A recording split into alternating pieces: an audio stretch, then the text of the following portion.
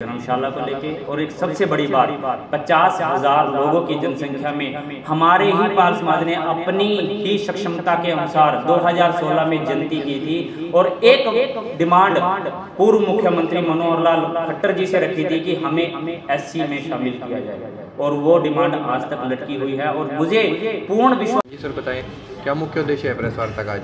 मुख्य उद्देश्य की बातें हम लोग बाद में करेंगे। सबसे पहले मीडिया के माध्यम से मेरे शहरवासियों को, मेरे करनाल वासियों को, मेरे प्रदेशवासियों को, मेरे देश के निवासियों को बाबा साहब भीमराव अंबेडकर जयंती की बहुत बहुत एक श्रद्धा सुमन उनके चरणों में अर्पित करते हुए पाल समाज की ओर से बाबा साहब के चरणों में एक नमन करते हैं। संविधान के निर्माता बाबा साहब, जिनकी बदौलत हम आज उठना, बैठना, पढ़ना, लिखना सीखे हैं, जिन्होंने हमारे हक हमें दिलवाए हैं, उनके चरणों में पाल समाज की ओर से एक श्रद्धा सुमन और एक नमन। ऐसे ही संविधान के जरिए ये देश चलता रहे, यही हम सरकार से भी अनुरोध करते हैं। संविधान को बचाने के लिए हमारा साथ दें, ना कि संविधान को मिटाने की कोशिश करें। कुछ लोग देश में धर्म के नाम पर संविधान को मिटाने की कोशिश कर रहे हैं, ऐसा वो ना करें। हमारा देश एक मिलनसार लोगों से, सभी धर्मों से जुड़ा हुआ देश है, इसको धर्म के नाम पर बांटने की कोशिश ना करें। बात करते हैं, मुद्दे पर आते हैं। आज का एजेंडा ये है, पाल समाज की ये मीटिंग है। आदरणीय श्री हरिकृष्ण जी, सम्मान के योग्य पूर्व प्रधान कुरुक्षेत्र धर्मशाला हमारे बीच में है। आदरणीय श्री जिले सिंह जी, पूर्व प्रधान कुरुक्षेत्र यहाँ पर हैं। आदरणीय श्री सुल्तान सिंह जी, समाज के बड़े ही दिग्गज यहाँ पर मौजूद हैं। आदरणीय श्री कुलदीप जी, परमजीत जी, संजू जी बूढ़ाखेड़ा से, और बल्डी से, बलडी गांव बड़ा फेमस गांव है हमारे समाज का, श्याम सिंह जी यहाँ पर मौजूद है। सभी समाज के व्यक्ति यहाँ पर बैठे हैं। नाम ले लेकर अगर बताऊंगा तो काफ़ी समय लग जाएगा। आज का मुद्दा ये है, कुछ लोग बीजेपी नाम का पटका डालकर समाज को बरगुलाने की कोशिश कर रहे हैं, दूसरे रास्ते पर ले जाने की कोशिश कर रहे हैं। पिछले दिनों एक वीडियो के माध्यम से हमें पता चला, बाहरी कुछ लोग आकर, वैसे तो हमारे समाज के हैं, लेकिन उन्होंने क्या किया, कुछ 4-5 लोग इकट्ठा हुए और उन्होंने मातेश्वरी अहिल्याबाई होलकर की जयंती मनाने के लिए ये बात मीडिया के माध्यम से कुछ कही कि हम अब की बार जो जयंती मनाएंगे वो सरकार के माध्यम से मनाएंगे। बात जयंती मनाने की नहीं कही, वो चुनावी समय है, चुनाव का दौर है, कहीं ना कहीं अपनी जगह बीजेपी में बनाने के लिए वो समाज को बेचने की कोशिश कर रहे हैं। मेरी प्रार्थना है उन लोगों से जो समाज को एक दूसरी राह पर, एक बेचने की राह पर बेचने की जो कोशिश कर रहे हैं, वो ऐसा ना करें। मैं तो सभी समाज के बंधुओं से और बीजेपी के कुछ जो छोटे छोटे अपने आप को नेता बताते हैं, उन लोगों से भी ये क्वेश्चन करता हूँ, आपको इस बीजेपी सरकार ने दिया क्या है? अगर आपको दिया है तो वो चीज़ बताएं हमें, क्या दिया। 10 साल से हमारा एससी का मुद्दा ऐसे ही सड़कों पर पड़ा हुआ है, हमें कहीं का नहीं छोड़ रखा। हमें कोई करनाल में कोई धर्मशाला, कोई जगह, कुछ भी नहीं मिला। हमारे समाज को कुछ भी नहीं दिया 10 सालों में बीजेपी सरकार ने। इवन बात करता हूं, अगर ओबीसी समाज की, आपकी जानकारी के लिए बता दूं, ओबीसी महिलाओं को आरक्षण से बाहर करने वाली सरकार है तो वो बीजेपी सरकार है। ओबीसी महिलाओं को आरक्षण क्यों नहीं दिया जाता? बड़ी सारी चीज़ें हैं, लेकिन आज का मुद्दा कुछ और है। मैं अपने सभी पाल समाज के बंधुओं से के बीच में ये बैठकर आज मीडिया के माध्यम से ये बात उन लोगों को बताना चाहता हूँ, कृपया हमारे समाज के लोग, भोले वाले लोग हैं, इसको बेचने का काम ना करें। हम अपनी मातेश्वरी अहिल्याबाई की होलकर जी की जयंती हम जैसे कि हर साल अपने पैसों से मनाते हैं, अपने माध्यम से मनाते हैं, वैसे ही मनाएंगे। बाहरी लोग आकर हमारे अंदर एक राजनीति का भ्रम और एक द्वेष की भावना ना फैलाएं, वरना स्थिति कुछ गंभीर ही होने वाली है।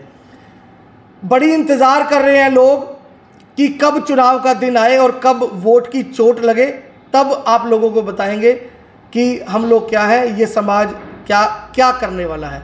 धन्यवाद। मेरा यही आप सभी से एक आज का निर्णय है। सबसे पहले तो आप सभी पत्रकार बंधुओं का बहुत बहुत धन्यवाद, आप सभी आए। जैसा कि भाई सागर चंदेल जी ने बता दिया, अभी कुछ जो हमारे समाज के कुछ जो लोग हैं वो मातेश्वरी देवी अहिल्याबाई होलकर की जयंती के नाम पर हमारे समाज को बरगलाने की कोशिश कर रहे हैं। हम उनको ये सख्त लहजे में चेतावनी भी देते हैं कि हमारे समाज में फूट ना डालें और वो लोग हमारे समाज को ना बरगलाएं, जिससे कि हमारा आपस का जो भाईचारा समाज का वो ना बिगड़े। और रही बात सरकार की, सरकार को अगर जो लोग इस सरकार मौजूदा सरकार में हैं, उनमें जो लोग काम करते हैं हमारे समाज के, उनको उन्होंने पिछले 10 साल से समर्थन दे रखा है बीजेपी को। क्या आज तक उनका एक भी हमारा कोई भी काम होया हो तो वो लोग बता दें और बाद में बात कर लें। अगर वो बीजेपी के पक्ष में जाना चाहते हैं तो कोई बात नहीं, लेकिन कम से कम ये तो बता दें 10 साल में नहीं वो कुछ कर सके, अब क्या कर लेंगे। तो मेरा उन लोगों को यही कहना है कि भी समाज को न बरगलाएं, ये चुनाव के समय में ऐसी बातें ना करें। और समाज सब कुछ देखता है, समाज को सब कुछ पता है। अब समाज अपनी दिशा दशा खुद तय करेगा। और रही बात माताश्री अहिल्याबाई होलकर की जयंती की, हमारा समाज खुद सक्षम है अपनी माताश्री देवी अहिल्याबाई की जयंती बनाने के लिए। मेरा इतना ही कहना है। बहुत बहुत धन्यवाद। समाज के लोग भी, ओबीसी समाज के लोग भी, और बहुत सारे फ़ोन कॉल्स आते हैं कि उपचुनाव में क्या होगा। जानकारी के लिए बता दें, बार बार फ़ोन कॉल करें और मैं इतने फ़ोन अटेंड करूं, आपके मीडियम के माध्यम से एक संदेश मैं देना चाहता हूं। अगर मेरी पार्टी कांग्रेस पार्टी में बात चली हुई है और कुछ माध्यम से कुछ डॉक्यूमेंट्स भी उन्होंने मंगवाए हैं, अगर उपचुनाव में मेरी पार्टी मुझे टिकट देती है तो मैं उपचुनाव लड़ने के लिए बिल्कुल सक्षम और तैयार खड़ा हूँ। इस बात की भी आज मैं घोषणा करता हूँ। और कुछ विचार हमारे पंकज भाई देंगे मीडियम के माध्यम से सभी के बीच। जी बोले आप। भाजपा ये कहती है कि कोई टिकट लेने वाला है नहीं सामने। मैं हूँ, मैं आपके बीच में बोल रहा हूँ, मीडियम के माध्यम से मुझे किसी ईडी सीबीआई का किसी तरह का कोई डर नहीं है। अगर पार्टी कांग्रेस पार्टी मुझे टिकट देती है तो मैं विदिन 24 आवर्स बिल्कुल तैयार खड़ा हूँ। जी भाई साहब। सबसे पहले आप सभी पत्रकार बंधुओं को नमस्कार और जय मातेश्वरी देवी अहिल्याबाई होलकर जयपाल समाज।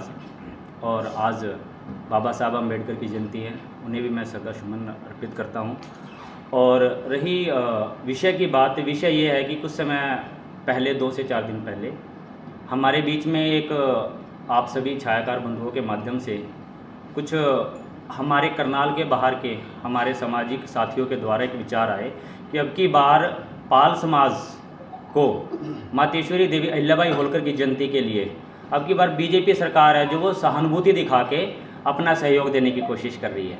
और मुझे और आप सभी को भली बात मालूम है कि हम जब से जयंती मनाते आ रहे हैं तब से पाल समाज अपने आप अपने खर्चे से अपनी स्वयं स्वेच्छा से वो जयंती मनाता आ रहा है।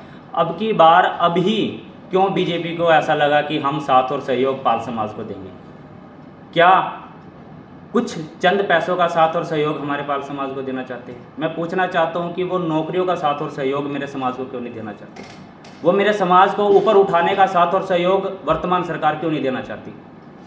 वो क्या चाहते हैं कि हम इन चीज़ों में उलझे रहें और जो अब की बार वो सोच रहे हैं कि कुछ चंद पैसे देके या कुछ खर्चा देके हम पिछड़ा वर्ग को खरीदने की कोशिश कर लेंगे। मैं एक वर्ड यूज़ कर रहा हूँ जो ऐसा हो रहा है वर्तमान में। लेकिन मैं आप लोगों के माध्यम से बताना चाहता हूँ कि जो ओबीसी समाज है बहुत अच्छी तरह जाग चुका है। वह अपने आप में सक्षम है क्योंकि वह हर रोज़ कुआं खोदता है, हर रोज़ पानी पीता है। वह इतना मेहनत का समाज है सबका सब।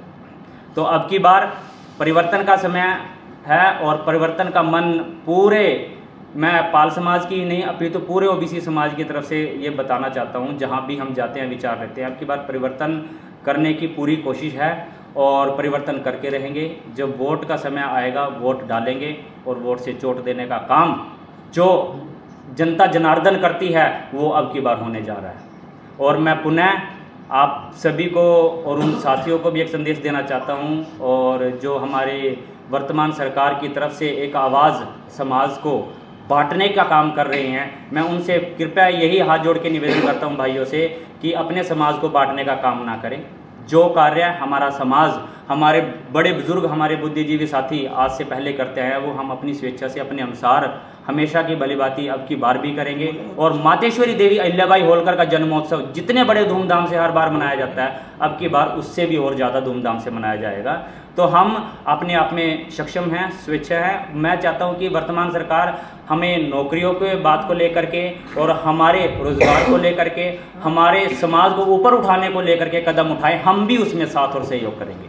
तो और रही बात समाज के नाम की, समाज आज तक पाल गडरिया समाज को किसी भी तरह से कोई जगह, कोई धर्मशाला को लेके, और एक सबसे बड़ी बात 50,000 लोगों की जनसंख्या में हमारे ही पाल समाज ने अपनी ही सक्षमता के अनुसार 2016 में जयंती की थी और एक डिमांड पूर्व मुख्यमंत्री मनोहर लाल खट्टर जी से रखी थी कि हमें एससी में शामिल किया जाए, और वो डिमांड आज तक लटकी हुई है। और मुझे पूर्ण विश्वास ही नहीं, आशा है कि जो वर्तमान सरकार है ये उसको ऐसे ही लटका कर रखने का काम भविष्य में भी करेगी। तो इसीलिए अब की बार हम जो मांगे हमने रखी थी वो पूर्ण नहीं हुई, और इसीलिए परिवर्तन का मन बनाया हुआ है और परिवर्तन करके रहेंगे। और आप सभी छायाकार बंधुओं का यहाँ पहुँचने पर बहुत बहुत धन्यवाद। मैं आपका अपना पंकज पाल। पाल समाज जिंदाबाद, पाल समाज जिंदाबाद, ओबीसी समाज जिंदाबाद, ओबीसी एकता जिंदाबाद। ये बीजेपी सरकार को लगा। सर, राहुल गांधी ने ओबीसी समाज का मुद्दा संसद में उठाया, तो बीजेपी ने ओबीसी कार्ड हरियाणा में खेला, नायब सैनी को सीएम बनाया। तो बिल्कुल, ये एक मुखौटा लगाया है चेहरे पर। 10 साल से माननीय मनोहर लाल खट्टर जी ने राज किया, और एक मुखौटा लगाकर बीजेपी ओबीसी समाज का एक चेहरा बनाकर, ताकि ओबीसी समाज के लोगों को इकट्ठा किया जाए।